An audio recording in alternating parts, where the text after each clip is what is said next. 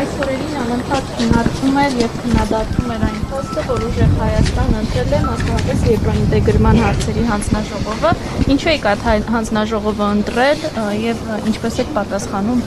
այդ մեկնաբանություններին։ Որ կարողանանք վերջապես Եվրոմիության հետ ճիշտ գործունեություն ծավալենք։ Պարոն Կարապետյան, այսօր փաստացի չեն ընտրել ձեր տեխնատուներին եւ նոր տեխնատուներ եք առաջադրել, որքանով է նպատակահարմար ես չընտրելու դեպքում բոլոր երեքին չեն ընտրել։ Հա, ոչ մեկին չեն ընտրել նոր տեխնատուներ։ Սա ինչ եղավ։ Բայց ընտրել են Հայաստան դաշինքի տեխնատուին, օրինակ Հայաստան դաշինքի տեխնատուին ընտրել են, բայց ձեր առաջարկած տեխնատուներին ոչ։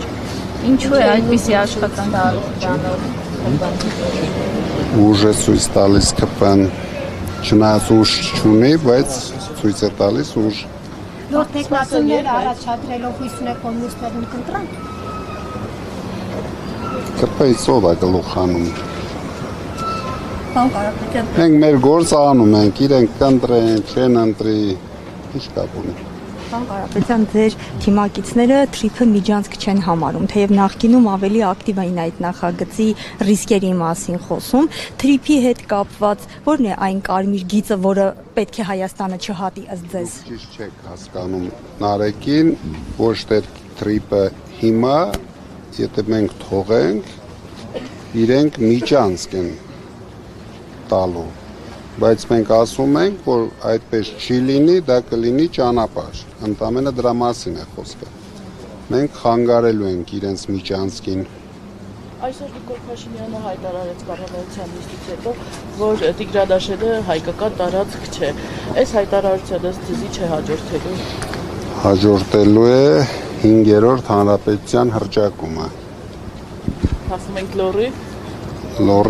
Լորի կարող է հասնենք, բայց կանգնելու ենք լորին։ Եթե Փաշինյանը մնաց իշխանության, բայց դե մենք չենք թողելու իրեն մնա իշխանության։